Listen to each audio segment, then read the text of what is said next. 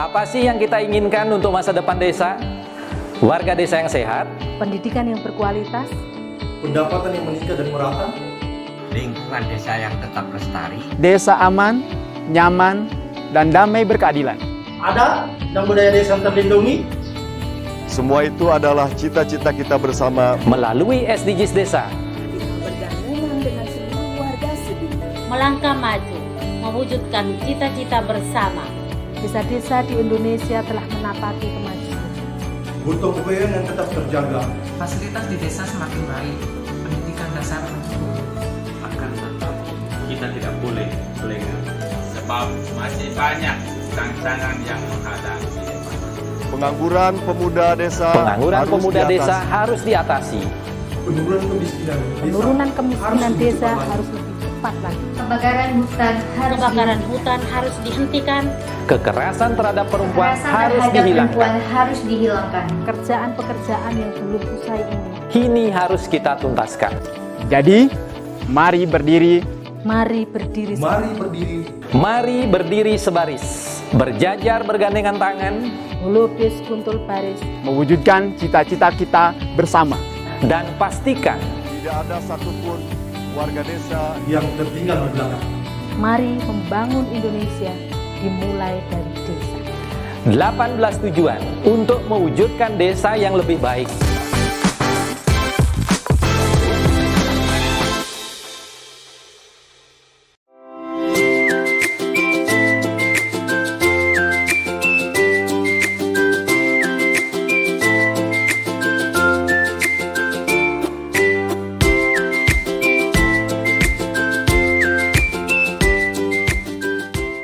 Dapatkan kabar baik dan kebaikan desa dan perdesaan hanya di TV Desa News.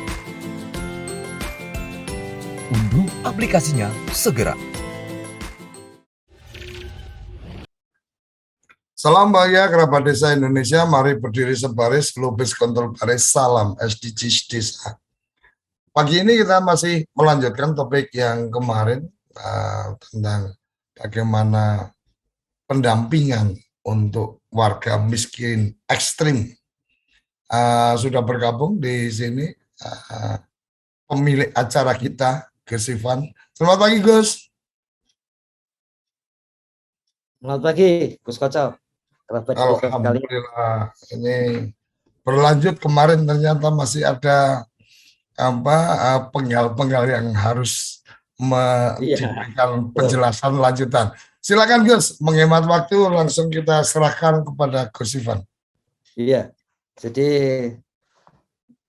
terakhir kemarin Gus Koco mengingatkan supaya tidak lupa dengan Undang-Undang Dasar 1945, dan itu sudah diperluas ya setelah amandemen. Jadi di dalamnya tidak hanya ada tentang bagaimana negara harus memelihara fakir miskin dan anak-anak terlantar, tapi juga supaya di bagian bawahnya itu ada jaring pengaman sosial, kemudian berbagai asuransi semacam begitu untuk warga miskin. Seperti biasa di dalam beberapa pasal dalam amandemen itu ada pasal yang paling bawah bahwa segala sesuatunya kemudian akan dijelaskan dalam undang-undang ya, diturunkan dalam undang-undang gitu. Nah, memang salah satu undang-undang yang merujuk kepada pasal ini itu adalah Undang-Undang Nomor 13 Tahun 2011, itu tentang undang-undang tentang fakir miskin, ya, tentang fakir miskin. Kita tidak terlalu jauh ke sana karena memang pendekatannya pendekatan praktis ini. Jadi kalau memang ada yang di sekitar kita di desa itu yang memang miskin, apalagi yang miskinnya ekstrim gitu, maka ya harus ditangani gitu. Jadi istilah ditangani itu sebetulnya dipilih karena orang miskin itu bukan sesuatu yang abstrak gitu. Meskipun sehari-hari mungkin kita tidak enak ya, tidak tega untuk mengatakan miskin gitu. Tapi ya kalau di masa lalu itu disebut sebagai orang yang cukupan dan kurang cukupan gitu. Jadi yang tidak cukup dan yang cukupan gitu. Untuk menghindari seperti itu. Penting saya kira kemarin Gus Koco menyampaikan soal undang-undang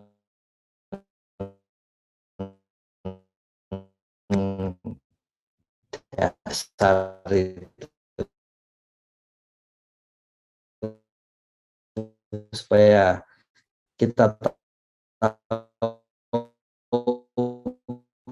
bahwa ini sebetulnya adalah tim terutama yang asasi manusia di pasal 3 dan anak terlantar di Piliah Koco bukan pemerintah desa. Ya memang sebetulnya negara ya semua dalam hal ini diwakili oleh pemerintah masalahnya gitu. Jadi karena diwakili oleh pemerintah berarti dari pusat, daerah dan desa.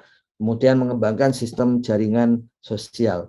Nah, yang menarik adalah bahwa yang pertama fakir miskin itu dan anak-anak telantar ya. Ini dipelihara negara, dan yang kedua negara mengembangkan sistem jaringan sosial yang sekarang sudah mulai muncul baik dalam bentuk kadang-kadang disebut sebagai kartu Indonesia Sejahtera, kemudian yang isinya sebetulnya seperti BPJS Kesehatan ya, termasuk BPJS Ketenagakerjaan.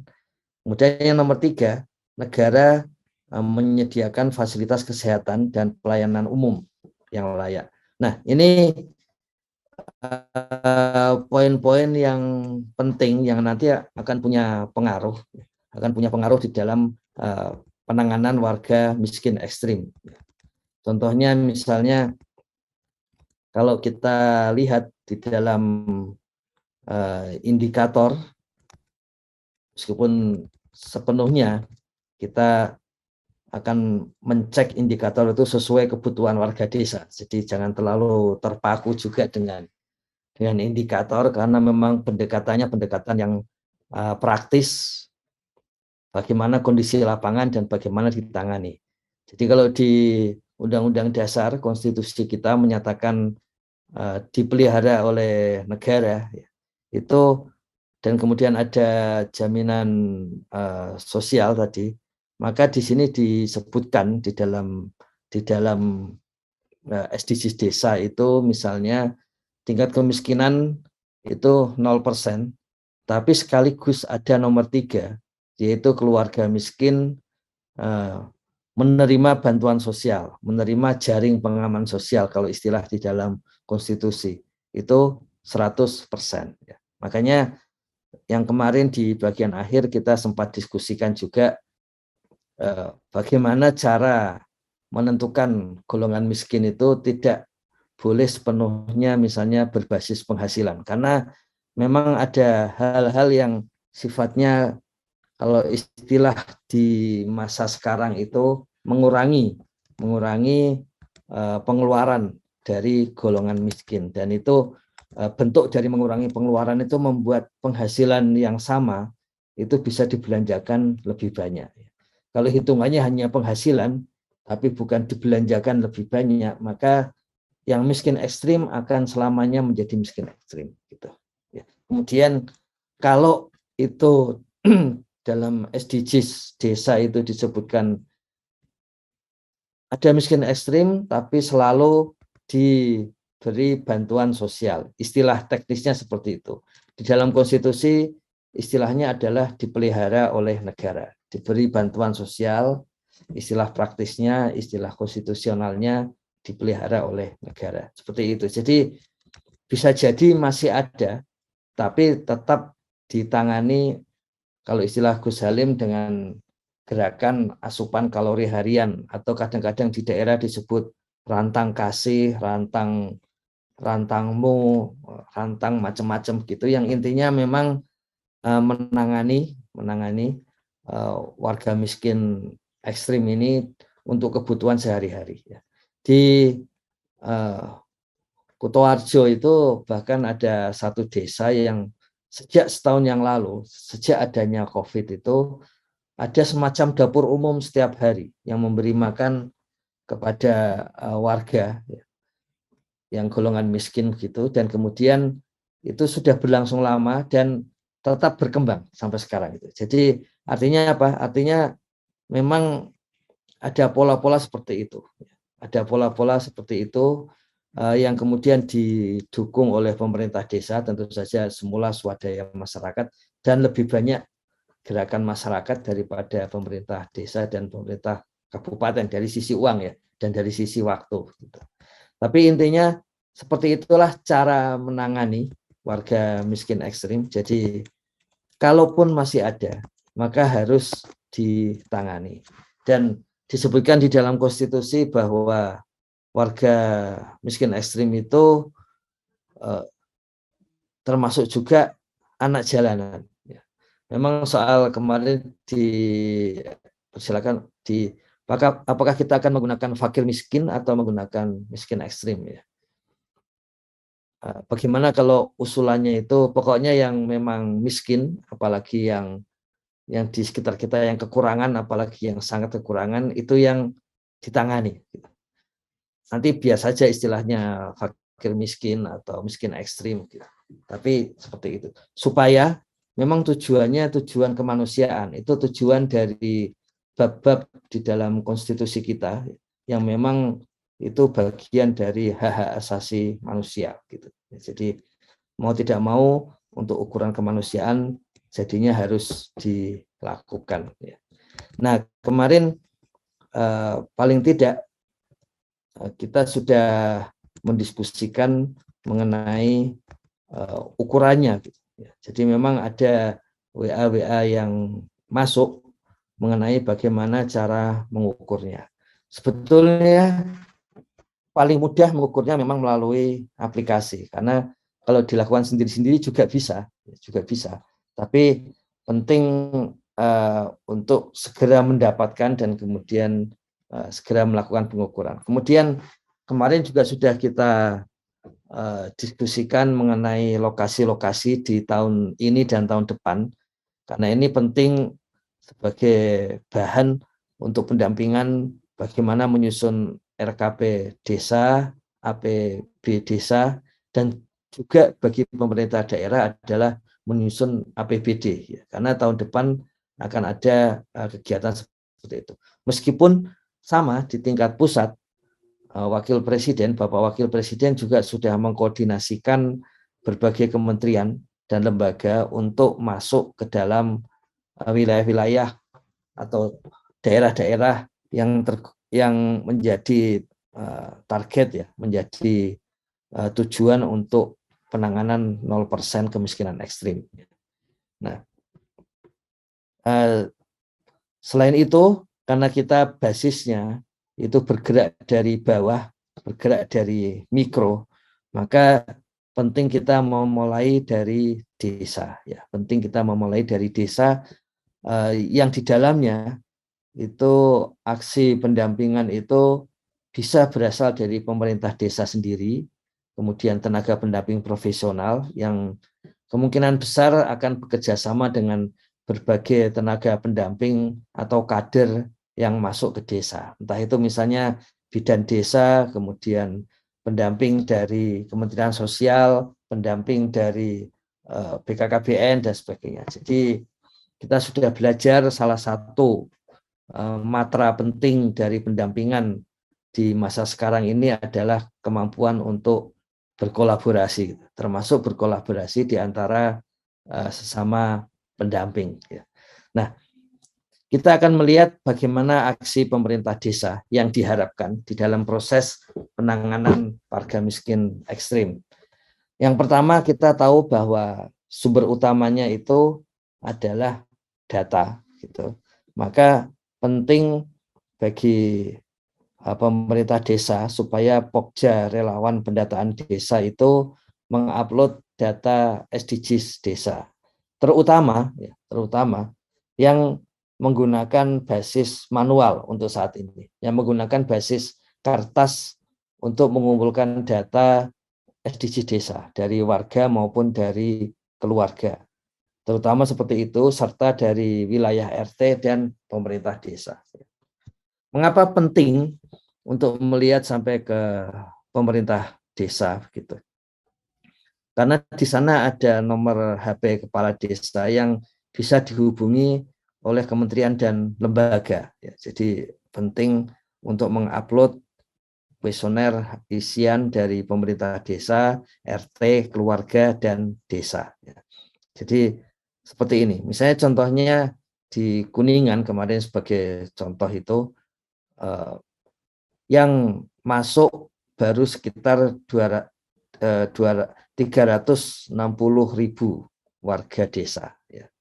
Kemudian padahal kenyataannya itu sudah lebih dari 800.000 di dalam kuesioner manual, ya, di dalam kuesioner manual yang ada kesulitan untuk mengupload. Nah, ini soal kesulitan ini di bagian kami untuk aspek teknisnya. Jadi kalau ada kesulitan mengupload supaya tidak sungkan untuk mengirim WA kembali. Ya. Jadi memang ada permasalahan juga untuk menangani WA, tapi intinya user template itu sebetulnya bisa diisikan oleh tenaga pendamping profesional di desa, kemudian kecamatan dan kabupaten. Tapi jika ada kesulitan maka melalui WA itu, kalau perlu disundul lagi itu WA-nya sehingga segera bisa mengupload data SDGs desa. Ya. Jadi seperti kemarin kami kutipkan dari Gus Halim, menarik karena beliau bersemangat sampai kalau kita dengar kutipannya itu ada suara ketukan-ketukan meja itu saking semangatnya. Gitu. Seperti biasa kalau untuk urusan kemiskinan biasanya memang secara alamiah semangat beliau.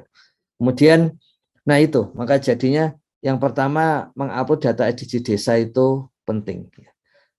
Ini meskipun terlupa di sini, itu penting juga untuk meng-email ke pusdatin@kemendesa.go.id, terutama bagi Pemda dan tenaga pendamping profesional yang mengetahui untuk akhir tahun ini, itu desa mana saja yang dipilih oleh pemerintah daerah untuk tahun ini itu sebagai yang akan dikerjakan lebih dahulu. Jadi oleh Sekretariat Wakil Presiden, pemerintah daerah itu diminta untuk mengajukan masing-masing 5 kecamatan. Ya. Kemudian dari 5 kecamatan itu 1 kecamatan, 5 desa yang akan ditangani lebih dulu pada tahun ini.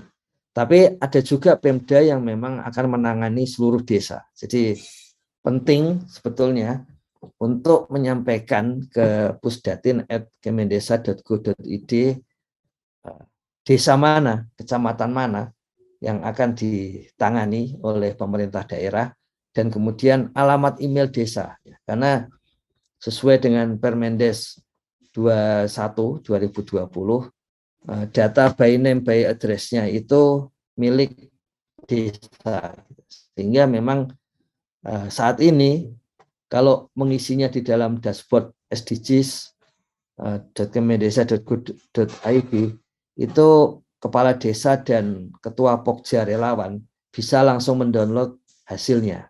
Tapi kalau yang masih ada kesulitan karena dulu mengupload melalui Android, maka saat ini untuk sementara dengan permintaan maaf akan dikirimkan hasil rekomendasi Excel-nya dan isian by name by address warga desa maupun warga desa miskin maupun warga desa miskin ekstrim melalui Excel ke email desa. Jadi perlu desa untuk meng-email atau melalui tenaga pendamping profesional untuk meng-email daftar desa dan alamat emailnya, ya, sehingga bisa langsung disampaikan datanya.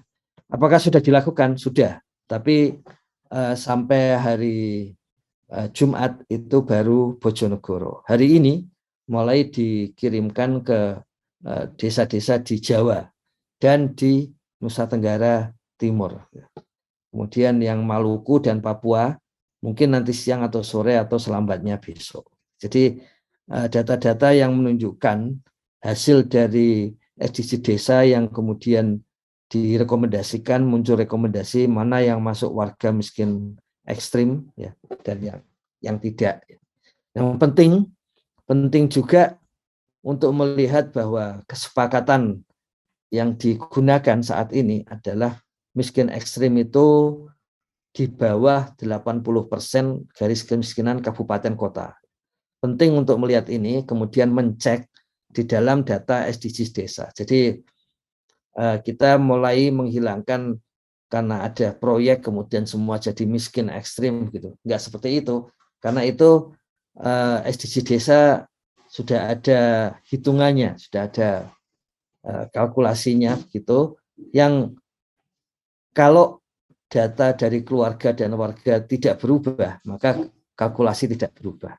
Sebetulnya harapannya adalah tahun depan ketika melakukan updating data SDG desa untuk keluarga dan warga, itu ketika berbagai kebutuhan keluarga miskin ekstrim dan kebutuhan warga miskin ekstrim itu terpenuhi, maka kita yakin bahwa kemiskinan ekstrim di desa kita itu sudah tidak ada lagi, atau sisa warga miskin ekstrim yang ada itu selalu dalam konstitusi dipelihara oleh negara, selalu ditangani oleh sesama warga, yang menurut Gus Halim ini hanya usulan, disebutnya sebagai posyandu kesejahteraan.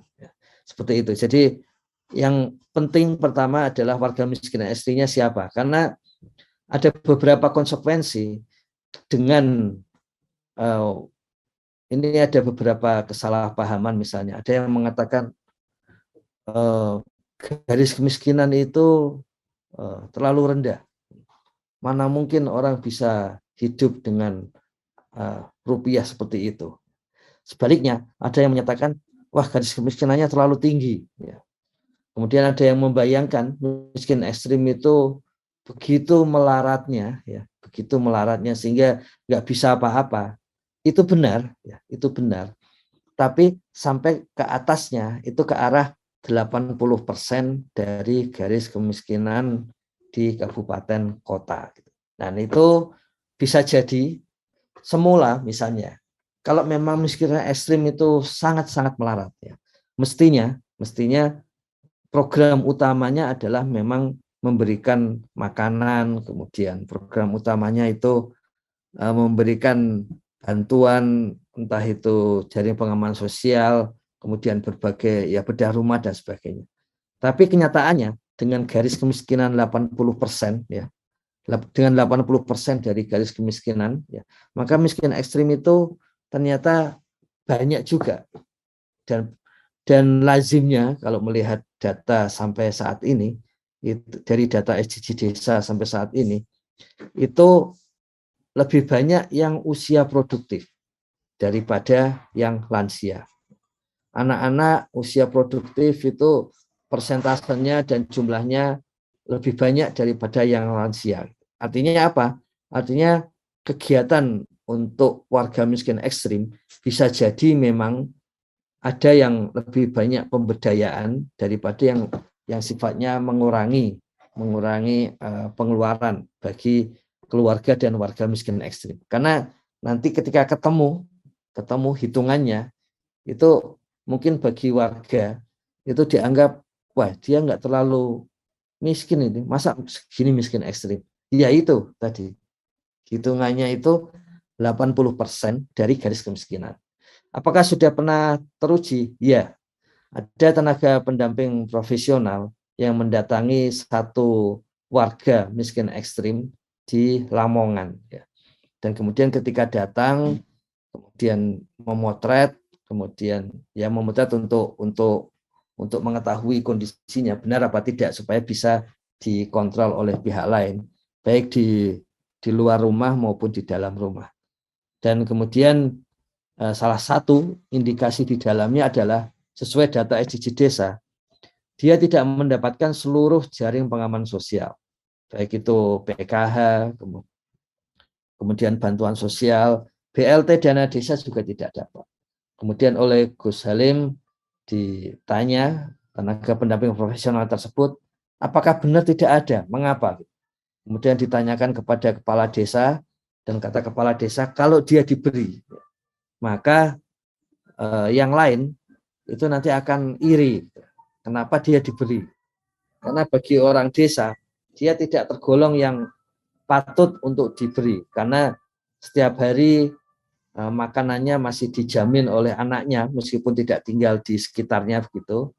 Kemudian anaknya juga menjamin uang bulanannya, dan dia masih punya lahan, sedikit lahan yang bisa digunakan untuk hidup begitu.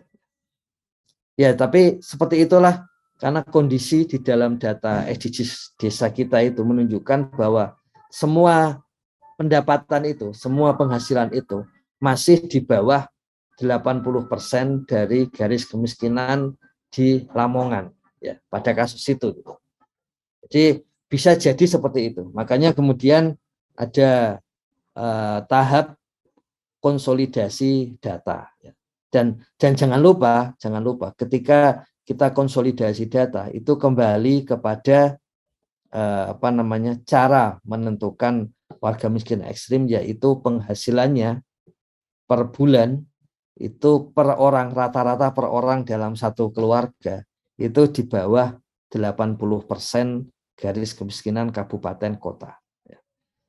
Pernah juga ketika Gus Halim ke Sumatera Barat kemudian menyajikan datanya, itu datanya 2 kali lipat kemiskinan ekstrimnya daripada data yang diperkirakan oleh lembaga lain.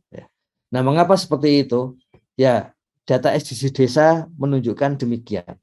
Dan mungkin lebih, ya bisa jadi lebih tepat SDGs desa atau yang lain. Makanya perlu dikonsolidasikan. Sejauh kondisi, sejauh ciri-cirinya, ya, tanda-tandanya sampai sekarang, itu kemungkinan SDGs desa benar, karena pada waktu mengumpulkan data itu tidak ada tendensi untuk program atau kegiatan, semata-mata mengumpulkan data untuk kepentingan desa sendiri, untuk kepentingan desa membangun, membelanjakan anggaran pendapatan dan belanja desa, kemudian gunanya untuk membantu warga-warga desa yang memang membutuhkan bantuan seperti itu. Jadi ini penting dilihat karena seperti itu, dan ketika ingin menambah warga miskin ekstrim atau mengurangi, jangan lupa supaya kembali lagi ke datanya. Jadi ketika akan menambah atau mengurangi tidak langsung coret tadinya miskin ekstrim jadi tidak begitu, atau sebaliknya ini ada warga langsung kita masukkan miskin ekstrim, enggak seperti itu. Tapi kita mulai belajar berbasis data, apakah memang data-data warga dan keluarga ini memang menunjukkan miskin ekstrim atau tidak. Jadi kembali lagi kepada datanya.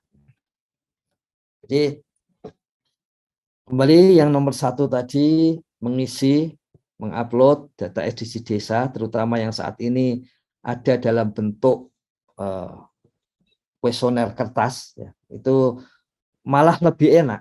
Yang kuesioner kertas saat ini malah peluangnya lebih enak karena bisa langsung mengupload di dashboard strip.sdgs.kemendesa.go.id, dan PLD, pendamping lokal desa, PD, pendamping desa, dan TA, tenaga ahli di kabupaten itu bisa membantu untuk mengisikannya.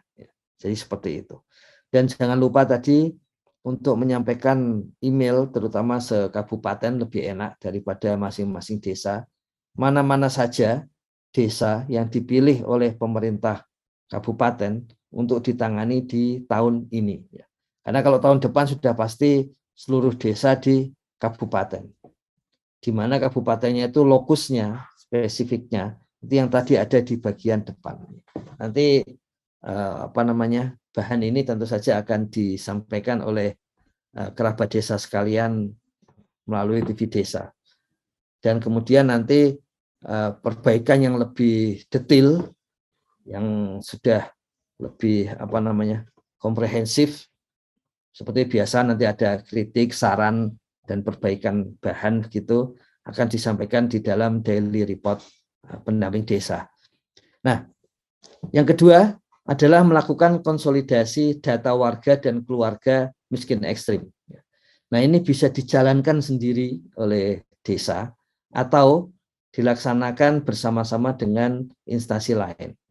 Untuk kepentingan tahun ini dan sampai 2023, itu berbagai pihak akan datang ke desa untuk mencek data ini.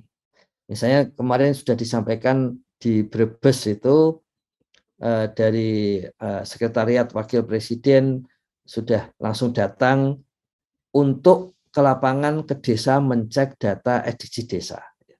Laporan dari desa waktu itu menyampaikan bahwa sulit untuk melihat datanya meskipun sudah di-upload.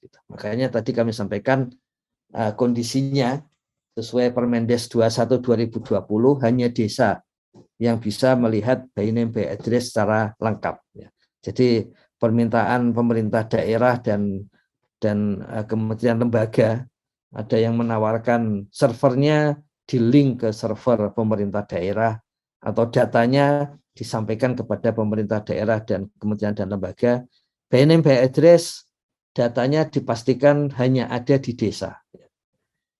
Di Kementerian Desa hanya fasilitasi dan tidak ada yang bisa membukanya. Tidak ada yang bisa membukanya di Kementerian Desa. Jadi memang hanya ada di desa. Jadi nanti desa yang memang punya daulat penuh atas datanya.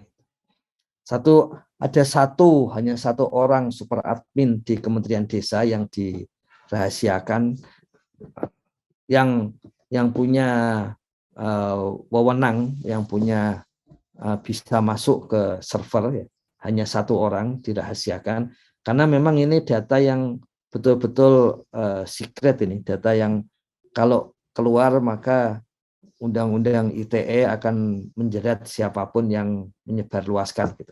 Termasuk jika disebarluaskan oleh oknum di kementerian. Makanya sekarang terproteksi seperti itu. Jadi hanya pemerintah desa, yaitu Kades dan kemudian Ketua Pokja Relawan Pendataan Desa, Sekdes, yang bisa mendownloadnya. Dan dalam kondisi ketika yang berbasis Android sulit untuk di-download, maka akan dikirimkan langsung ke desa. Excel berikut hasil rekomendasinya, terutama untuk kemiskinan ekstrim ini. Jadi seperti itu, penting untuk mengirimkan data tadi, mengupload data, kemudian mengirimkan informasi desa dan emailnya yang akan ditangani pemerintah daerah pada tahun ini. Kalau tahun depan mau tidak mau memang seluruh desa. Kemudian konsolidasinya tadi adalah membandingkan. Jadi ada kolom rekomendasi ini miskin ekstrim atau tidak.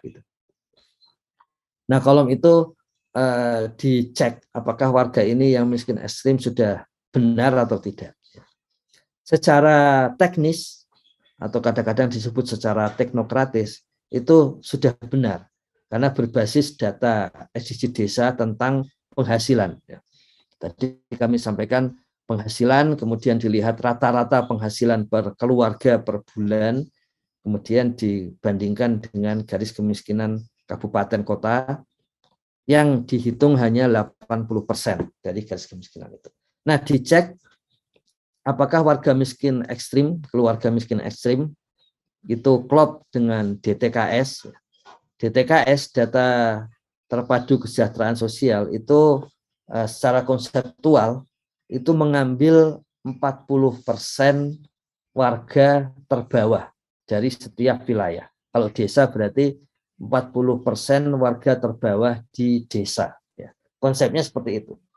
Pada tahun lalu ada rencana untuk menaikkan menjadi 60%. Nah, nanti dicek di lapangan kondisinya apakah 60% atau sampai 40%. Kalau disebut desilnya, desil itu artinya 10%, desilnya hanya sampai desil 4, berarti yang diambil adalah 40% golongan terbawah di desa. menurut BPS kemungkinan miskin ekstrim itu 4% dari seluruh warga negara Indonesia. Jadi 4% dari seluruh warga negara Indonesia. Itu artinya adalah mestinya yang diambil, yang bisa kita cek ya, antara data SDGs desa miskin ekstrim dengan data DTKS itu adalah desil 1, terutama 4% terbawah. Ya. Jadi terutama 4% terbawah. Tapi di beberapa kabupaten Pemda menyebutkan bahwa ketersediaan datanya adalah desil 1. Ya. Maka di situ dibandingkan apakah miskin ekstrim di SDGs desa itu sudah masuk di desil 1 DTKS. Bisa jadi masuk, bisa jadi tidak. Karena sudah pasti DTKS akan memasukkan data yang NIK-nya sudah dicek benar dari pemerintah daerah sampai pemerintah pusat gitu. Sementara BLT dana desa dan kemudian di sini SDGs desa itu datanya justru salah satu yang akan dikeluarkan kebutuhannya, akan ditunjukkan kebutuhannya adalah kebutuhan belum memiliki NIK. Ya, makanya bisa jadi nanti ada yang belum masuk. Nah, kemudian dicek juga dengan BKKBN. Data BKKBN itu ada data pra-KS, prasejahtera istilahnya. Karena datanya disebut keluarga sejahtera, maka disebut pra-KS. Kalau singkatannya diperluas namanya prasejahtera. Kemudian KS1, keluarga sejahtera 1. Ini yang sejak tahun 90-an disebut sebagai keluarga miskin. Ya. Di DTKS ada warga, ada rumah tangga. Ya. Di BKKBN keluarga bentuknya. SDGs desa berorientasi kepada keluarga. Rumah tangga itu didefinisikan yang makan dari satu dapur. Ya. Makan dari satu dapur. Sementara keluarga itu memiliki hubungan keluarga yang dioperasionalkan sebagai satu KK, satu kartu keluarga. Bisa jadi dalam satu rumah itu ada beberapa keluarga. Artinya itu satu RTM, satu rumah tangga miskin, atau di dalam DTKS disebut RTSM, satu rumah tangga sangat miskin untuk miskin ekstrim. Itu bisa saja terjadi beberapa keluarga. Dan sebaliknya, bisa jadi dalam satu rumah ada beberapa rumah tangga. Kalau itu bentuknya kos misalnya, atau bentuknya boarding school dan sebagainya. Seperti itu. Jadi yang penting adalah membandingkan itu dan kemudian menentukan sudah benar apa tidak gitu. Bagaimana kalau ada kesalahan untuk SDGs desa?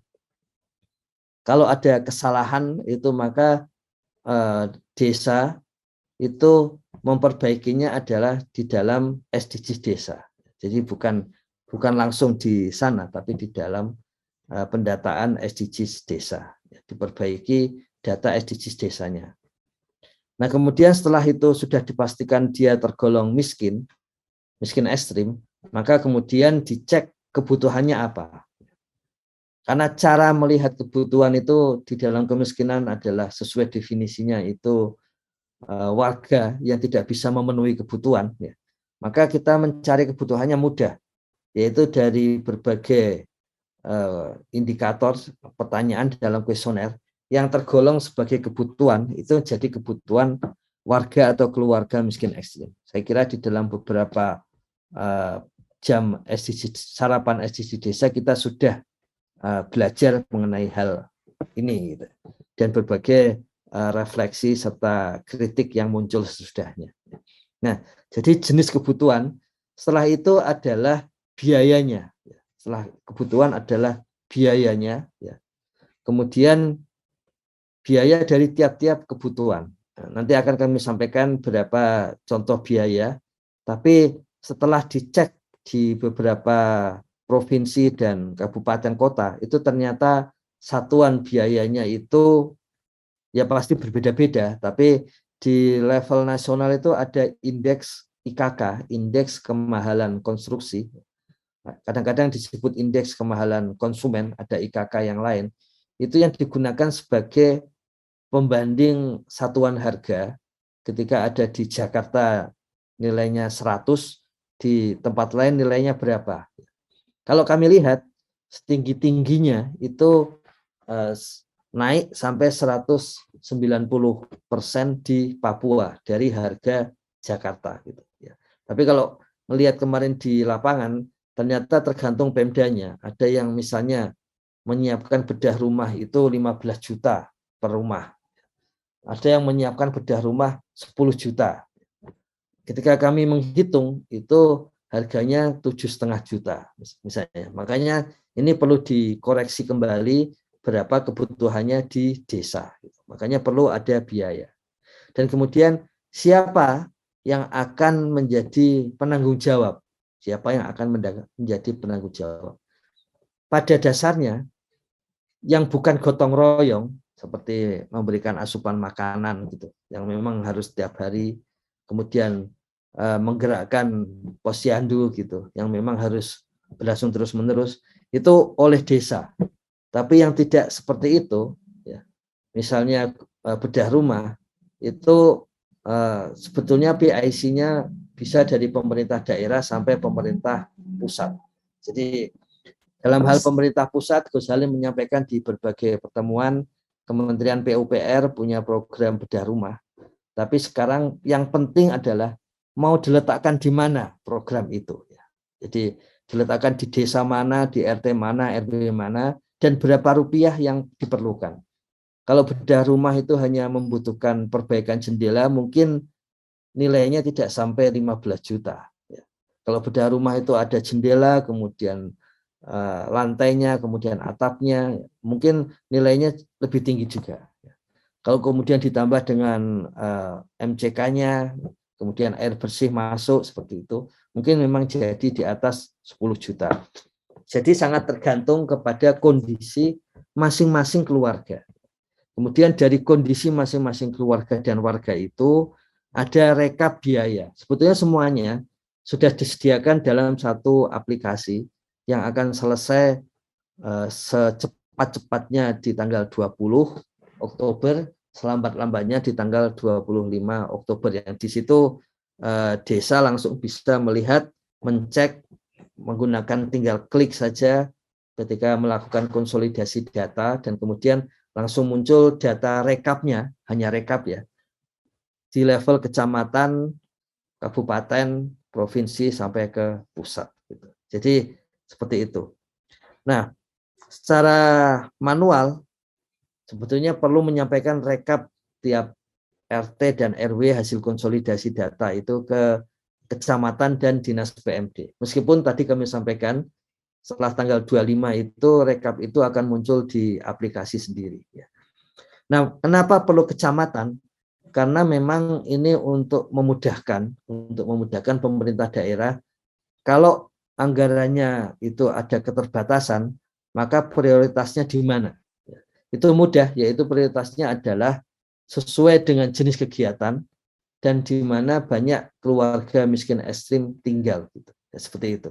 Atau mungkin strateginya adalah ketika ada keterbatasan dana, sesuai dengan nomenklatur kegiatan, karena memang untuk APBD tahun depan misalnya sudah ada kegiatan bedah rumah, tapi justru mengambil yang rumah yang kebutuhan bedah rumahnya itu sedikit di satu desa. Tujuannya apa? Tujuannya supaya mempercepat desa itu 0% kemiskinan ekstrim. Apapun strategi Pemda, yang penting adalah warga miskin dan keluarga miskin tertangani. Dan ketika sudah ditangani, maka menjadi wewenang dari pemerintah desa sendiri untuk kemudian mencek, mengklik ya hasil dari penanganan itu. Kemudian mendirikan posyandu kesejahteraan. Tidak harus hal baru, ya, tidak harus hal baru. Jadi supaya tidak salah paham, tidak harus hal baru, tidak harus namanya juga posyandu kesejahteraan. Ya. Tapi yang penting adalah fungsinya itu menangani warga dan keluarga miskin ekstrim, ya, menangani keluarga dan warga miskin ekstrim. Bagaimana cara kita melihatnya? Yang pertama kita mencek RW dan RT mana yang ada warga miskin. Jadi sekarang kita bisa mengetahui dengan detail yang disebut secara abstrak, banyak pihak mengatakan kantong-kantong kemiskinan. Desa langsung bisa menunjuk RW dan RT mana, di mana warga miskin ekstrim itu tinggal. Kalau jumlahnya banyak, apa yang dimaksud banyak? Sama seperti pandemi COVID. Kalau sudah di atas 5 keluarga, ya, maka itu bagian dari kantong kemiskinan. Jadi harus ditangani.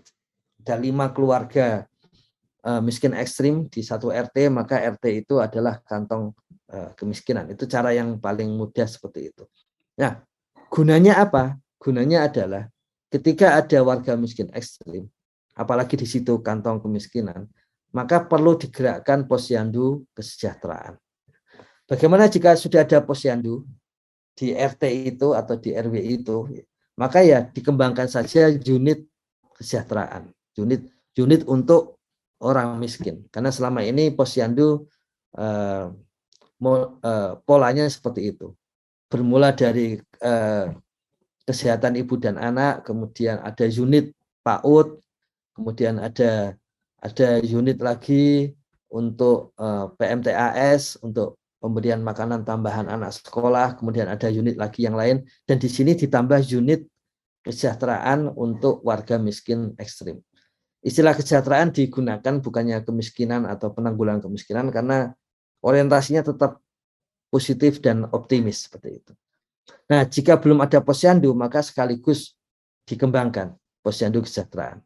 Boleh saja namanya posyandu, kemudian meskipun di situ belum ada posyandu, kemudian didirikan posyandu, namanya posyandu saja juga nggak apa-apa, ditambah dengan kegiatan kesejahteraan. Nah, apa itu kegiatan posyandu kesejahteraan? Sebetulnya ini campuran antara kegiatan seperti posyandu lansia. Jadi warga miskin ekstrim kategori 1 yang kita sudah pelajari itu kalau di dalam posyandu lansia itu di situ ada kegiatan seperti pengecekan kesehatan. Jadi ada kartu menuju sehat lansia yang dikeluarkan oleh Kementerian Kesehatan. Ada KMS lansia misalnya. Kemudian diajak untuk senam. Ya. Kemudian di situ kalau memang ada hobi, kemudian hobinya dituangkan, misalnya hobi yang berkaitan dengan jahit-menjahit jika masih ada seperti itu. Kalaupun tidak, itu Gus Halim menekankan penting untuk aspek psikologis, yaitu aspek merasa ada yang diajak berbicara, gitu. Merasa ada yang bisa diajak untuk omong, untuk menyampaikan sesuatu. Jadi ada tambahan kegiatan seperti itu. Jadi mengajak berbicara kepada golongan-golongan miskin dan miskin ekstrim, karena ini adalah satu bagian dari masyarakat kita yang karena kondisinya itu kemudian sulit untuk menyampaikan atau mengekspresikan sesuatu. Sulit untuk melakukan itu. Karena sudah terbiasa tidak diperhatikan, sudah terbiasa untuk seperti tidak ada pas kita di sana. Nah, ini kita mengajak mereka supaya menjadi eksis, ya, supaya menjadi ada, kemudian berhubungan dengan berbagai pihak. Itu aspek-aspek psikologis itu menjadi salah satu tambahan kegiatan di posyandu kesejahteraan. Di samping yang lain, seperti kalau di dalam KMS lansia itu ada pendataan apakah punya penyakit penaun, jantung, kemudian yang semuanya sebetulnya sudah ada, sudah dideteksi juga di dalam pendataan SDGs desa. Ya. Kemudian yang tadi kami sampaikan tentang monitoring penanganan warga miskin ekstrim. Ya. Monitoring ini adalah mencek, tadi kan sudah muncul kebutuhan. Nah, kebutuhan itu kemudian di checklist kalau sudah ditangani, baik oleh desa, warga desa, pemerintah daerah, sampai pemerintah pusat. Jadi kalau ada kebutuhan satu keluarga jendelanya diperbaiki, kemudian sudah ada dari PUPR atau Dinas PU datang memperbaiki itu, maka dicentang oleh pemerintah desa, dan dengan demikian sudah tuntas untuk jendela.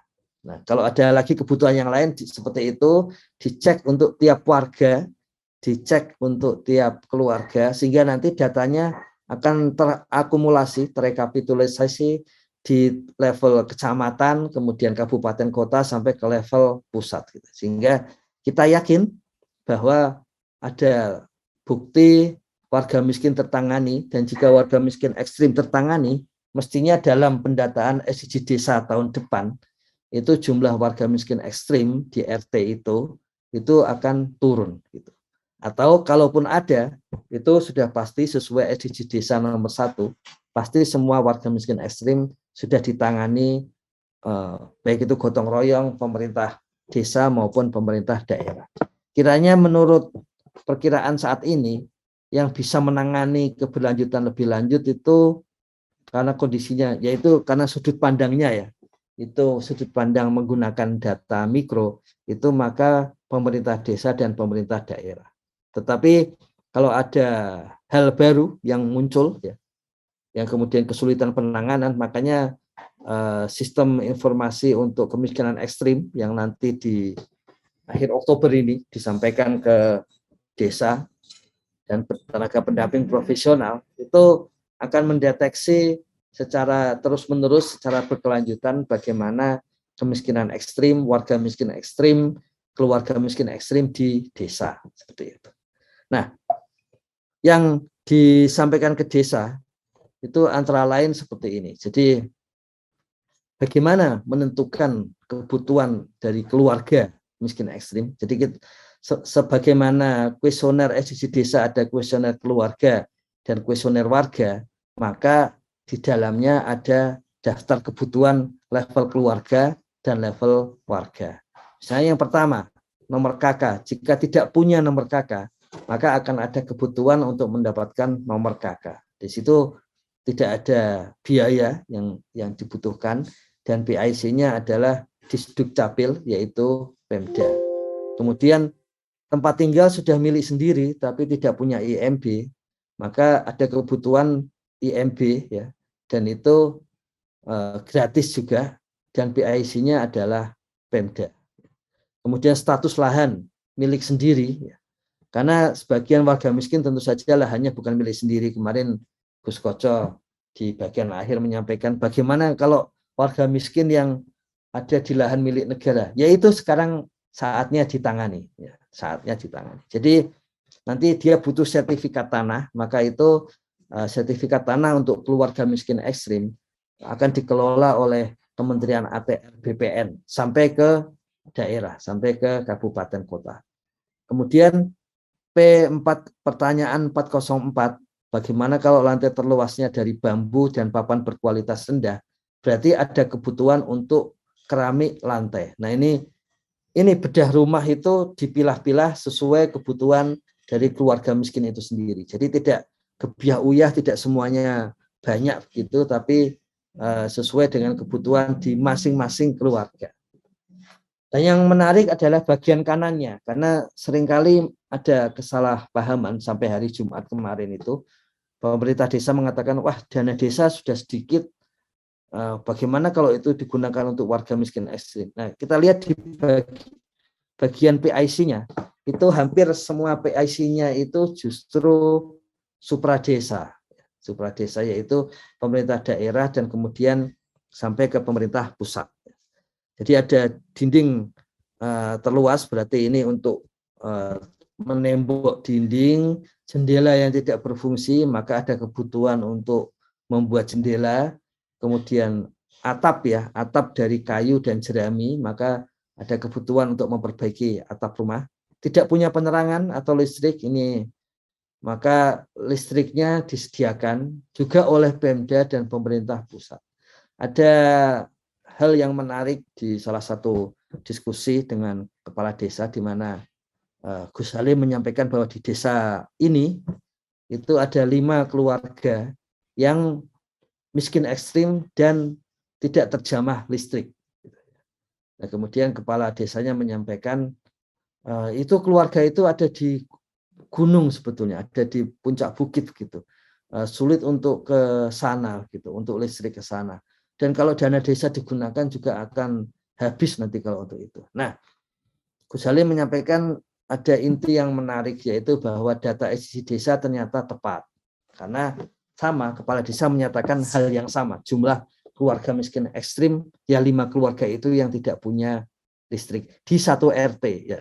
Di RT yang mana disebutkan begitu. Dan itu memang tepat gitu. Jadi itu yang memberi tambahan percaya diri desa mengenai data-data SDGs desa yang dikumpulkan oleh Pokja relawan desa sendiri gitu. Nah, di dalamnya itu kemudian bisa digunakan seperti ini. Kemudian juga minyak tanah, ya, ketika masih menggunakan seperti itu maka butuh subsidi LPG berikut kompor gas, karena tidak ada kompor gas di awal gitu kan. Jadi memberi kompor gas sekaligus LPG subsidi gitu. Nah, ini tugas dari Pemda dan pemerintah pusat. Kemudian kalau tidak punya tempat pembuangan sampah, maka harus dibuat tempat pembuangan sampah. Kemudian tidak ada kamar mandi, harus dibangun kamar mandi. Kemudian air mandinya atau air bersihnya itu belum sampai ke dalam kamar mandi, maka harus dibuat sumber air bersih sampai bisa masuk ke kamar mandi. Jamban, kalau masih jamban umum dan bersama, maka ada kebutuhan jamban, ya, seperti itu. Nah, kalau ada rumah dari keluarga miskin ekstrim ini di bawah sutet, kemudian di bantaran sungai, di lereng bukit atau gunung, ya, itu maka perlu ada mitigasi bencana. Artinya mitigasi bencananya adalah dicatat, ya. Dicatat keluarganya siapa saja, dan kemudian di musim-musim hujan seperti ini harus sering aktif. Kementerian Desa selalu mengirimkan mengirimkan hasil dari BMKG tentang cuaca ekstrim, ya, cuaca ekstrim setiap hari. Nah, karena itu BMKG memberikan ramalan itu 1 sampai 2 hari ke depan, ya. Itu tim Sapa Desa itu mengirimkan kepada kepala desa yang sudah disapa, masalahnya seperti itu. Jadi yang sudah disapa dan jumlahnya belum ke seluruh desa gitu, itu yang sudah disapa diberikan WA, hati-hati akan ada cuaca ekstrim di desa Bapak besok, ya. Sehingga perlu segera melakukan mitigasi bencana. Nah, jangan sampai terjadi lagi seperti baru-baru ini di Sulawesi Tengah, ada kepala desa meninggal, tewas karena terkena longsoran tanah gitu, ya. Jadi sudah saatnya memang desa siaga gitu terhadap bencana. Termasuk sebetulnya di webnya BMKG itu ada cuaca ekstrim setiap hari gitu, setiap hari. Di situ bisa dicek akan ada hujan lebat apa tidak dan angin kencang apa tidak di desa kita. Sapa Desa mengirim, tapi belum ke seluruh desa. Ada baiknya tenaga pendamping profesional, kepala desa, perangkat desa mencek terutama di wilayah masing-masing. Nah, ketika ada ramalan untuk cuaca ekstrim, maka keluarga miskin ekstrim di rumah bawah sutet, bantaran sungai, lereng bukit atau gunung ini, kalau memang ada cuaca ekstrim perlu dimitigasi.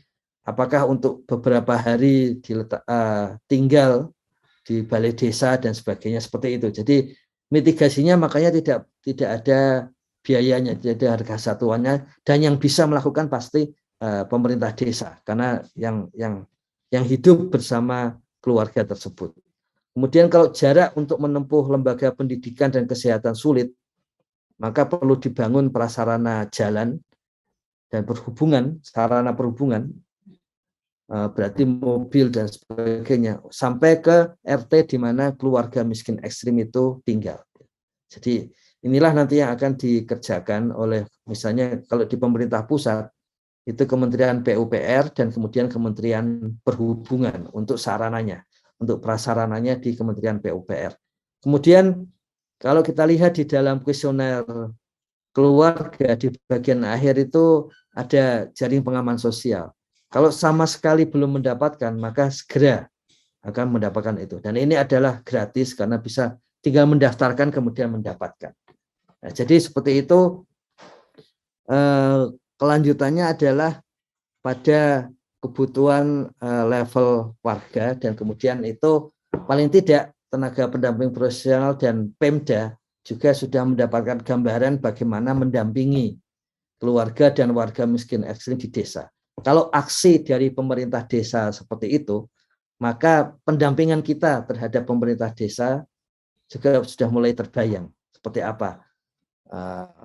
Mengajak untuk upload data, kemudian mengajak untuk konsolidasi data tadi, harus mendapatkan email dari data dulu kalau kondisinya saat ini, atau kecuali sudah ada di dashboard SDGs, kemudian juga menyiapkan unit kesejahteraan dalam posyandu, atau mungkin malah sampai mendirikan posyandu dulu gitu, dan kemudian bersiap-siap untuk monitoring.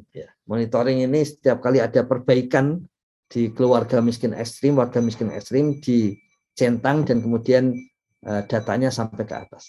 Kiranya seperti itu, Gus Kocol, kerabat desa, tenaga pendamping profesional. Jadi yang akan kita lakukan di lapangan dalam minggu-minggu ke depan ini, mulai minggu ke depan itu kira-kira seperti itu. Begitu, Gus. Oke, terima kasih. Ini luar biasa.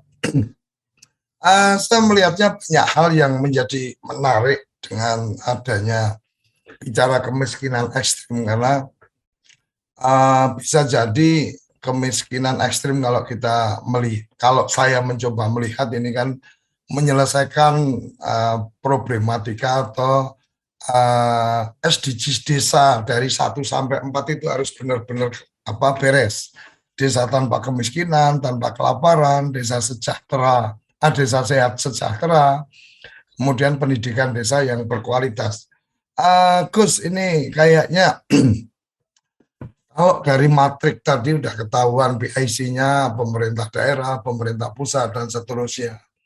Yang mungkin perlu ada penguatan ke teman-teman pendamping adalah bagaimana atau program apa saja sebenarnya yang ada di pemerintah pusat yang kemudian bisa diakses oleh teman-teman dari desa. Karena kalau kemudian diceritakan bahwa kemiskinan ekstrim penyelesaiannya ini kepala desa atau pendamping desa berpikirnya bahwa itu harus diselesaikan desa, ya memang jadi ngeri kan gitu.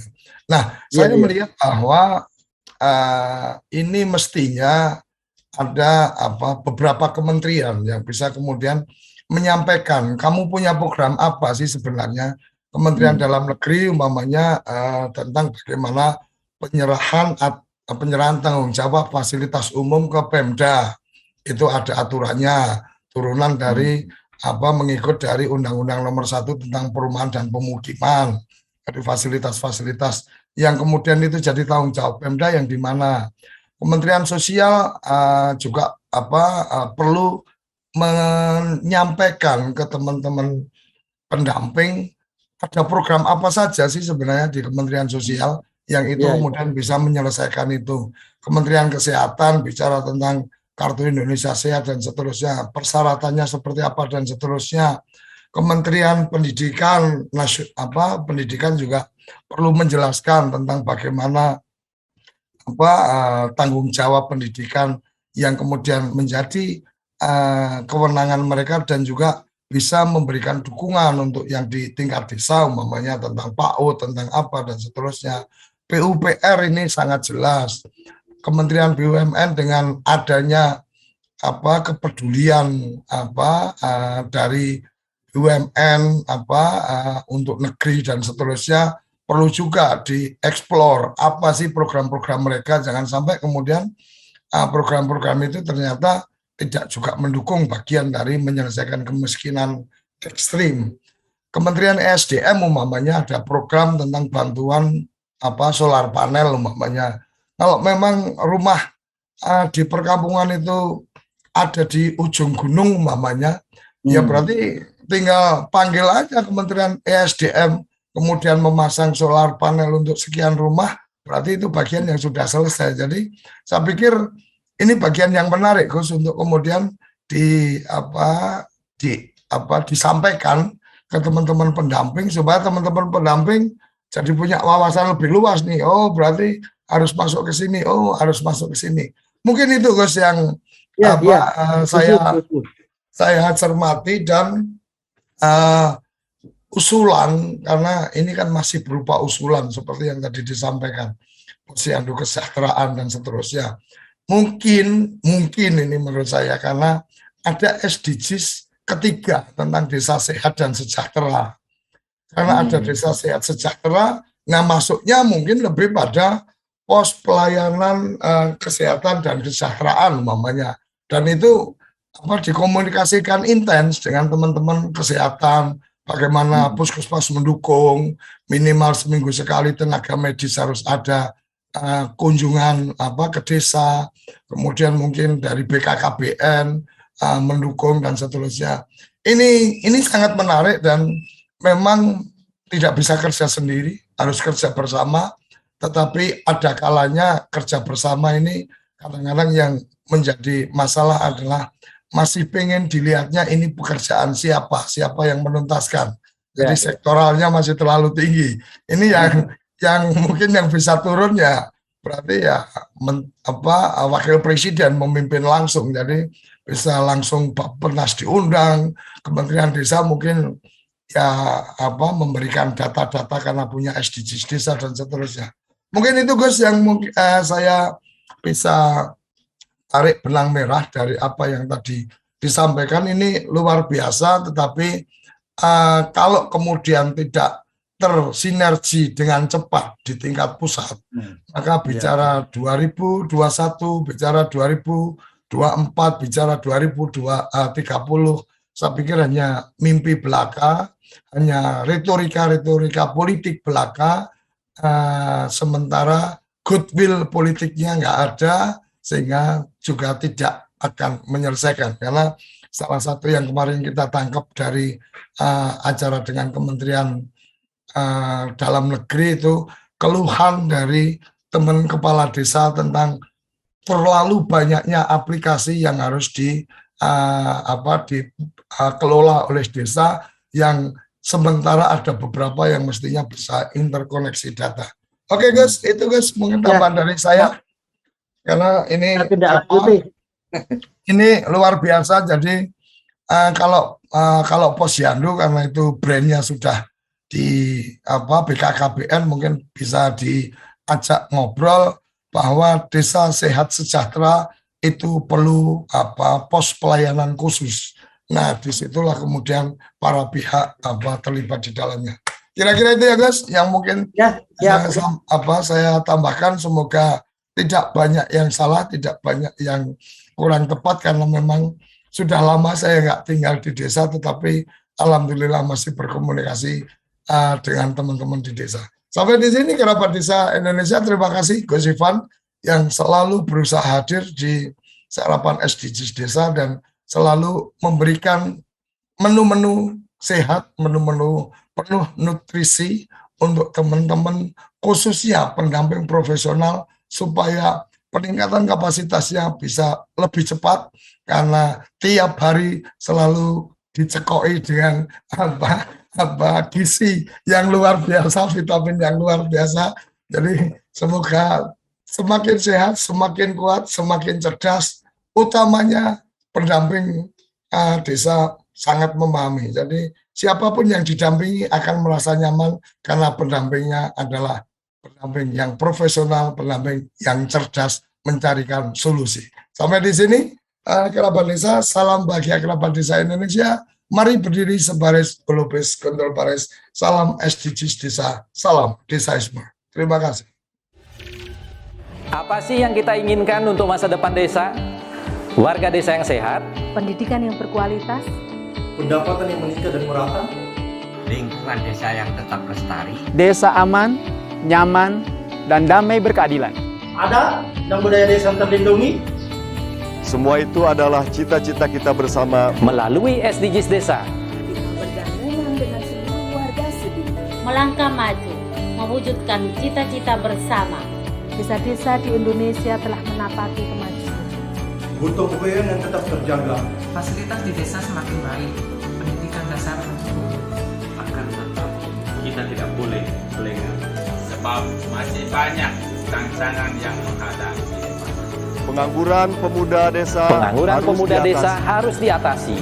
Penurunan kemiskinan desa harus lebih cepat lagi. Kebakaran hutan harus dihentikan. Kekerasan terhadap perempuan harus dihilangkan. Pekerjaan-pekerjaan yang belum usai ini, Kini harus kita tuntaskan. Jadi, mari berdiri, mari berdiri. Mari berdiri sebaris, berjajar bergandengan tangan, melukis kuntul baris, mewujudkan cita-cita kita bersama. dan pastikan tidak ada satupun warga desa yang tertinggal di belakang. Mari membangun Indonesia dimulai dari desa. 18 tujuan untuk mewujudkan desa yang lebih baik.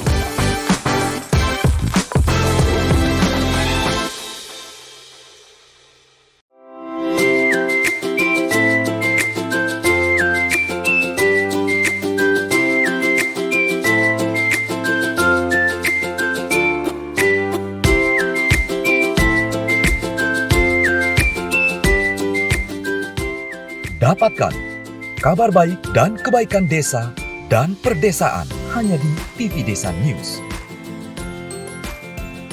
Unduh aplikasinya segera.